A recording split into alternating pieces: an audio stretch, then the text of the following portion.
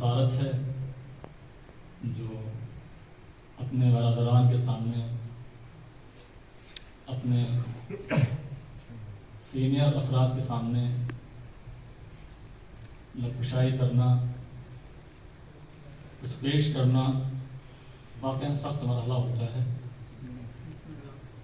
لیکن یہ مشکل تب آسان ہو جاتی ہے جب ذہن میں یہ فکر آتی ہے کہ ہمارا مولا جسے مشکل کشا کہا جاتا ہے۔ لہذا زندگی کی اور انسان کی وہ تمام مشکلیں اس وقت چھوٹی نظر آتی ہیں جب مشکل کشا کا خیال ذہن میں آتا ہے۔ اور کیوں کر نہ مشکلیں چھوٹی ہو جائیں، ہم ایسی افراد کے ماننے والے ہیں، ہم ایسے لوگوں کے پیروکار ہیں کہ جو اشارہ کر دیں تو پہاڑ بھی اپنی جگہ چھوڑتا ہوا نظر آتا ہے۔ ایک صلوات پڑھیں محمد وآل محمد پر۔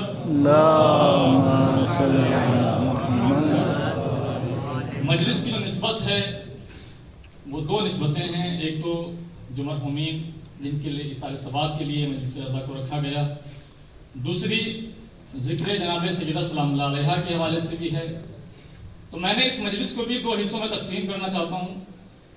آدھا ذکر ان مرحومین کے لیے ہو جائے جن کے سلسلے میں مجلس کو منعقد کیا گیا ہے، اور آدھا ذکر جس طریقے سے ایام جناب فاطمہ زہرا سلام اللہ علیہا چل رہے ہیں تو ان کا بھی ذکر کرنا بہت ضروری ہے۔ لہٰذا قبل اس کے کہ اپنے موضوع کی طرف آؤں اور اپنے موضوع کے اوپر کچھ بات کروں، پیش کرتا چلوں کہ ہمارا یہ دستور رہا ہے کہ جب بھی ہم اپنے مرحومین کے لیے کچھ ایصال کرنا چاہتے ہیں، کچھ بھیجنا چاہتے ہیں، کچھ ہدیہ کرنا چاہتے ہیں، تو سب سے پہلے ہمارے ذہنوں میں مجلس کا خیال کیوں آتا ہے؟ جب بھی ہم کچھ بھیجنا چاہتے ہیں، کچھ ہدیہ کرنا چاہتے ہیں، تو سب سے پہلے مجلس کا ہی خیال ہمارے ذہنوں میں کیوں آتا ہے کہ ہم اپنے مرحوم کے لیے مجلس کر دیتے ہیں؟ آخر کیوں نہیں آتا کہ چلو نماز پڑھوا دیتے ہیں؟ آخر کیوں نہیں آتا کہ چلو روزے رکھوا دیتے ہیں؟ آخر کیوں نہیں آتا کہ چلو خیرات کر دیتے ہیں؟ آخر کیا وجہ ہے، کیا ریزن ہے کہ سب سے پہلے ذہنوں میں خیال آتا ہے کہ کچھ نہیں کریں گے، سب سے پہلے مجلس امام حسین منعقد کر دیں گے؟ آخر کوئی نہ کوئی سبب تو ہوگا نا، کوئی نہ کوئی ریزن تو ہوگا۔ اگر ظاہر سامنے والا انسان آپ کے سامنے سوال کر لے کہ آخر آپ مجلس اعضاء کو ہی کیوں فوقیت دیتے ہیں، مجلس اعضاء کو ہی کیوں مقدم کرتے ہیں ہر ایک کے اوپر؟ نماز واجب ہے، اگر پڑھوائیں گے تو ثواب ملے گا، آپ کے مرحوم کو زیادہ ثواب پہنچے گا۔ نماز کیوں نہیں پڑھواتے؟ روزہ واجب عمل ہے، آپ رکھوائیں گے تو اور زیادہ ثواب ملے گا۔ خیرات کرنا بہترین عمل ہے، اپنے مرحوم کے لیے خیرات کریں گے، بہترین خیرات پہنچے گا آپ کے مرحوم تک۔ آخر کیا سبب ہے کہ آپ ساری چیزوں کو ایک طرف رکھ دیتے ہیں، مجلس اعضاء کو سب سے پہلے آگے لے کے آتے ہیں؟ عجب نہیں ہمارے پاس کوئی مستحکم جواب ہونا چاہیے، عجب نہیں ہمارے پاس کوئی ایسا جواب ہونا چاہیے کہ سوال کرنے والے کا منہ بند ہو جانا چاہیے۔ تو ہمارا جواب کیا ہے؟ ہمارا جواب یہ ہے کہ ہم اگر نماز پڑھ کے بچتے ہیں تو ہمیں یقین نہیں ہوتا کہ نماز پہنچی ہے یا نہیں پہنچی۔ اس لیے کہ ہماری نمازیں کیسی ہوتی ہیں یا تو خدا جانتا ہے یا ہم جانتے ہیں۔ سر سجدے میں ہوتا ہے، ذہن کہیں اور ہوتا ہے۔ ایک صلوات پڑھے پر محمد وآل محمد پر۔ اللہم صلی علی محمد وآل محمد۔ یہ ایک اغلبیت والی بات کہی جا رہی ہے، ویسے بہت کم افراد ہوتے ہیں کہ جن کا سر بھی سجدے میں ہو اور ذہن بھی سجدے میں ہو، ورنہ اکثر یہی ہوتا ہے کہ سر سجدے میں ہوتا ہے، ذہن کہیں اور ہوتا ہے۔ ہمارا روزہ کیسا ہے وہ ہم جانتے ہیں، ہماری خیرات کیسی ہوتی ہے صرف ہم جانتے ہیں۔ اسی لیے ہم مجلس کو مقدم کرتے ہیں، دوسری چیزوں کو کیوں مقدم نہیں کرتے؟ اس کا دوسری سبب اور دوسری وجہ اور بھی ہے۔ وہ کہیں گے وہ کیا ہے؟ تو میں کہتا ہوں آپ کے سامنے پیش کرتا چلو، ہمارا دستور یہ ہے کہ ہم جب کسی مرحوم کے لیے مجلس منعقد کرتے ہیں تو کیا ہوتا ہے؟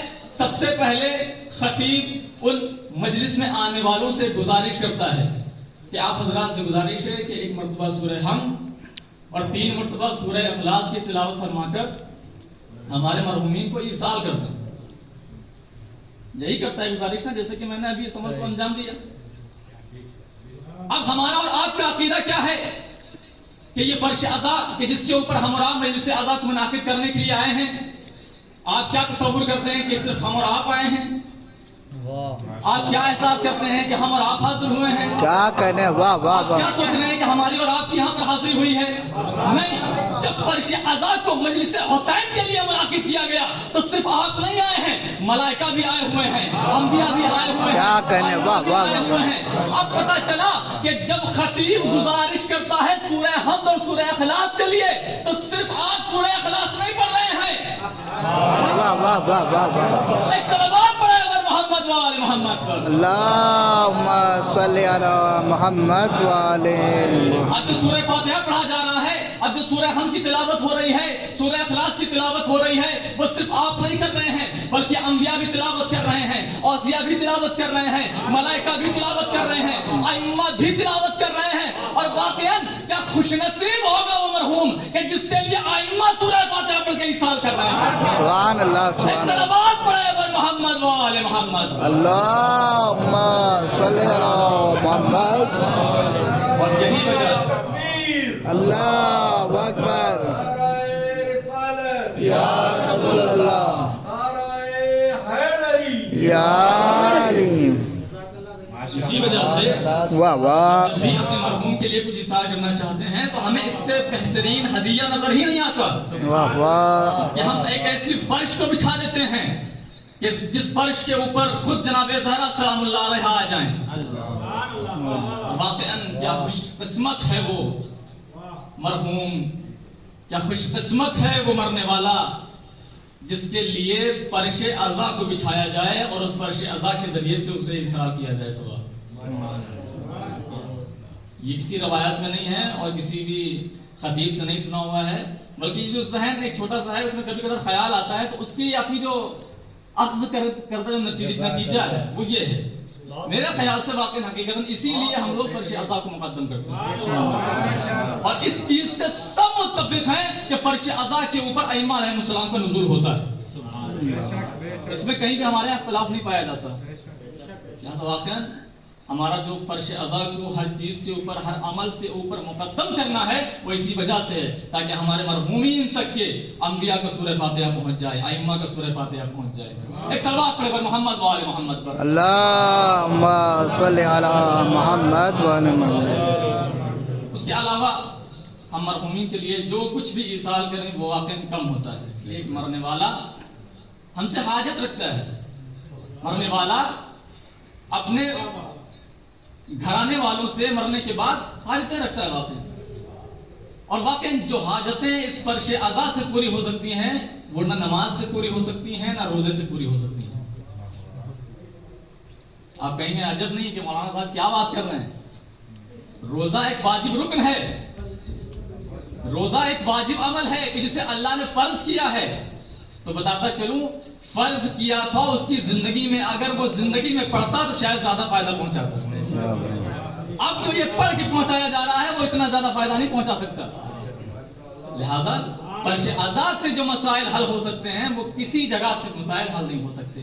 ایک اور صلوات پڑھے پر محمد و آل محمد پر. اللہم صلی علی محمد وآل محمد. آتا ہوں اپنے موضوع کی طرف. میں نے آپ کے سامنے ہمارے اور آپ کے 11ویں امام